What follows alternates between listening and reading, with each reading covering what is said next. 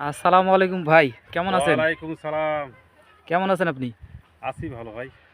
তো এই যে আপনার আলু ক্ষেতে দেখছি আপনি পানি দিচ্ছেন। হ্যাঁ। তো আসলে হচ্ছে আলু ক্ষেতের পানির বিষয়টা একটু বলবেন। আসলে আলু ক্ষেতে আলু তুলা পর্যন্ত আরকি হ্যাঁ। কতবার পানি দিতে হয়? ভাই আলু তোলা পর্যন্ত ২ বার পানি দিতে হয়। আচ্ছা ২ বারের বেশি আর প্রয়োজন হয় না। না আর বেশি প্রয়োজন হয় না। ২ বার দিলেই যথেষ্ট। আচ্ছা এই যে আপনি যে পানি দিচ্ছেন, তো এইটা কি ১ম বার না হ্যাঁ, এইটাই এটা ১ম শেষবার? বার। এটাই ১ম। এটাই ১ম? হুম। তার মানে আপনার হচ্ছে আলু তুলার আগে আর আরেকবার আর পানি দিতে একটা হবে? সেচ দিব।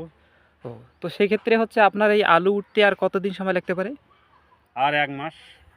আর ১ মাসের মধ্যেই হয়ে যাবে। আর ১ মাসের মধ্যে হয়ে যাবে। ১ মাস হয়ে গেছে। আর ১ মাসের মধ্যে হলেই ১ মাসের মধ্যে তো হয়ে যাবে। আলুর তো বর্তমান বাজার দর কিছুটা কম। হ্যাঁ, আলু সেক্ষেত্রে তো এখন হেভি বাজার কম। তো সে ২০ টাকা ২৫ টাকা কেজি লাগছে।